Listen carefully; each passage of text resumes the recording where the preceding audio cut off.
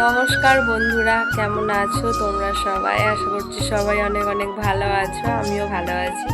চলে এলাম তোমাদের কাছে একটা নতুন ভিডিও নিয়ে। অনেক দিন থেকেই ভাবছি তোমাদের সঙ্গে ডেলি ব্লগ শেয়ার করব। আমি কি করি না করি সব কিছুই তোমাদের সঙ্গে, যখন কোথাও ঘুরতে গেলে তখনই যা ভিডিও করি, বাড়িতে থাকলে তো আর করি না, তোমরা তো দেখতেও পাও না।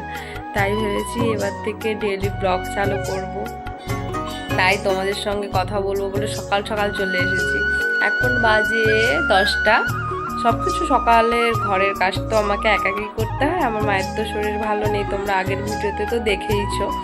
সব কিছুটা ঘরে ঝাঁট দেওয়া থেকে জল ধরা থেকে সব কিছুটাই করেছি। করে স্নান টান করে তোমরা দেখে হয়তো বুঝতেই পারছো আমি স্নান করিনি। ভাত বসিয়ে দিয়েছি।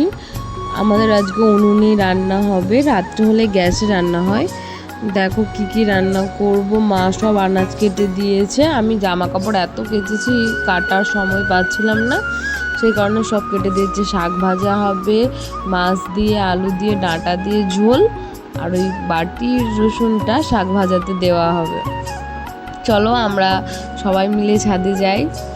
দাদা জামা কাপড়টা, কাঁচা জামা কাপড় অত আনতে পারবো না বলে ছাদে দিয়ে গিয়েছে। আমি শুধু প্যান্ট কটা নিয়ে এসেছি। আমার আগের ভিডিওতে তো বলেইছি আমার ভাইজির অন্নপ্রাশন ছিল, সেই কারণে অনেক জামা কাপড় বেরিয়েছে সবার, আমার বলো, দাদার বলো, তোমাদের দাদা ভাইয়ের বলো, সবাইয়ের জামা কাপড় এত বেরিয়েছে। ওই তো সব আমি এই কটা প্যান্ট এনেছি ছাদে মিলবো বলে, সব কিছুটাই আমি কেচেছি। একটা একটা করে সব জামা কাপড় মিলে দিচ্ছি। ভাতটা নিজে মা আছে, সেই কারণে আমি ভাতটা বসিয়ে এসেছি। মা বলেছে যে ভাতটা বসিয়ে যা, আমি দেখে নিচ্ছি। আনাজ কাটতে কাটতে মা সব আনাজ টানাজ কেটে ধুয়ে রেখে দেবে, আমি শুধু গিয়ে রান্নাটা করব, ব্যাস এইটুকুই। যা বাবা টাইমে ভাত নিয়ে যাবে, বাবাকে 10টা সাড়ে 10টার মধ্যেই, 10টা সাড়ে 10টা না হলেও 11টার মধ্যেই আমাকে ভাত দিতে হবেই, কারণ বাবা বেরিয়ে যাবে। আমার বাবা গাড়ি চালায়, এখান থেকে যা বেরিয়ে যাবে আসবে একদম রাত 10টা বেজে যাবে। সেই কারণে হোটেলে বাবা খাবার পছন্দ করে না। তোমাদের সঙ্গে কথা বলতে বলতে দেখো আমার সব জামা কাপড় মিলা হয়ে গিয়েছে।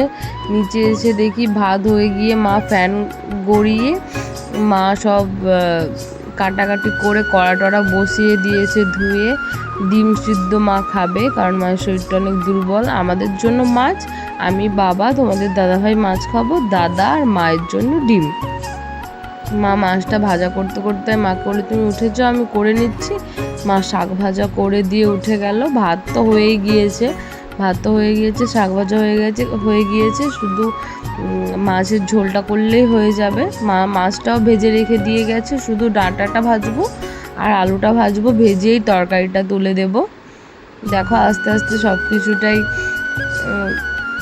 দেখো প্রথমে পেঁয়াজ দিলাম, ডাঁটা আলু তো প্রথমে দেখলেই আমি ভেজে নিয়েছি। প্লিজ কেউ জায়গাটা সবাই প্লিজ ইগনোর করো, আমার শুধু রান্নাটাই দেখো। সাইডটার ব্যাকগ্রাউন্ডটা খুবই খারাপ আমি বুঝতে পেরেছি, কিন্তু কিছুই করার নেই। যেরকম আমি থাকি, যেখানে থাকি সব কিছুটাই শেয়ার করছি।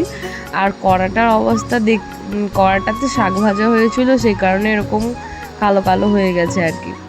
পেঁয়াজ ভাজা হয়ে গেছে, তোমাদের সঙ্গে কথা বলতে বলতে তো দেখলি। আদা রসুন পেস্ট দিলাম, আদা রসুন পেস্ট দিয়ে একটু কষানো হবে। এক হাতে আমি রান্না করছি আর এক হাতে ক্যামেরা করছি, তো সেই কারণে ঠিক রকম ভিডিওটা করতে পারিনি। তবু কিছু কেউ মনে করো না, আমি যেমন পেরেছি তেমনই করেছি। যদি ভিডিওটা ভালো লেগে থাকে তাহলে লাইক কমেন্ট শেয়ার করতে একদম ভুলবে না।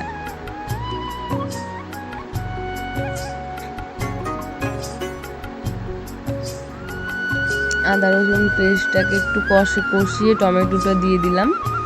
টমেটোটা দিয়ে একটু কষছি। টমেটো দিয়ে একটু নুন দিলাম যাতে টমেটোটা তাড়াতাড়ি একটু গলে যায়। দেরি হয়ে যাচ্ছে, বাবাকেও তো ভাতটা দিতে হবে। তরকারি করতে করতে অনেকটা সময় হয়ে যাচ্ছিল, 10টা 10 হয়ে গিয়েছিল।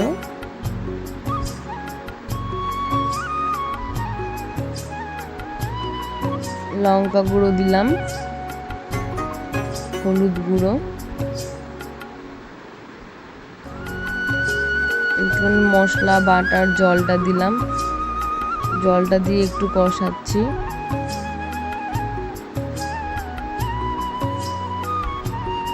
টমেটোগুলো কেটে কেটে দিচ্ছি যাতে একটু তাড়াতাড়ি গলে যায়, না হলে আলু বা ডাঁটা যাই দিয়ে দিই না কেন টমেটো গলবে না। তাই প্রথমে একটু কেটে কেটে গেলে নিলে ব্যাস গ্রেভি গ্রেভি হবে, খুব সুন্দর লাগে তখন তরকারিটা খেতে। আমি তোমাদেরকে ভেবো না আমি তরকারি শেখাচ্ছি, আমি যেটা করেছি, যা যা রান্না করেছি তোমাদের সঙ্গে শুধু সেইটুকুটাই শেয়ার করছি। আলু ডাঁটা ভেজে রেখেছিলাম যেটা দিয়ে দিলাম। আমি তেমন কোনো রান্না ভালো পারি না, আমি যতটুকু খাওয়ার মতন চলে যাবে, যতটুকু পারি ততটুকুই শেয়ার করছি।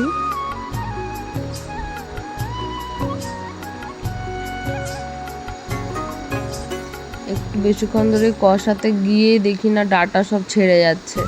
ডাঁটা এত বড় বড় কিনে এনেছে বাবা তো আর জানে না ডাঁটা ওরকম বেশি বড় হয়ে গেলে খেতে ভালো লাগে না, যা পেয়েছে সবই এনেছে, ছেলে মানুষ বাজার করেছে আবার কি।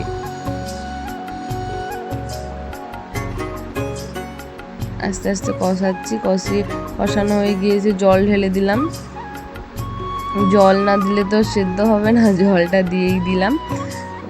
উনানটা কত সুন্দর জ্বলছে বলো।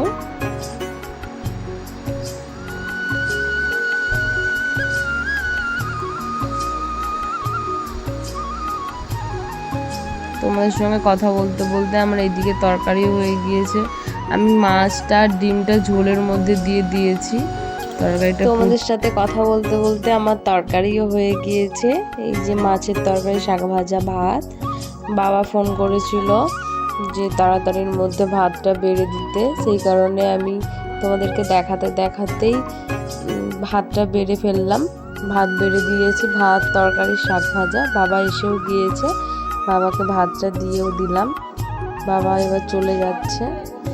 এত গরম পড়েছে বাইরেটায়, তোমরা দেখো রোদে একদম খাঁ করছে, তার মধ্যে বাবা মানে তো যেতেই হবে, কাজ না করলে তো আর সংসার চলবে না, সেই কারণে বাবা বেরিয়ে যাচ্ছে। আজকের ভিডিওটা এই পর্যন্তই। ভালো লাগলে লাইক কমেন্ট শেয়ার করতে একদম ভুলবেন না। টাটা, সবাই সাবধানে থেকো, যা গরম পড়েছে সবাই একটু ঠান্ডা জলটা একটু কম খেও, গরমে বেশি ঠান্ডা জল খেলে গলা ধরে যায়। সবাই ভালো থেকো, সুখে থেকো, সাবধানে থেকো। টাটা।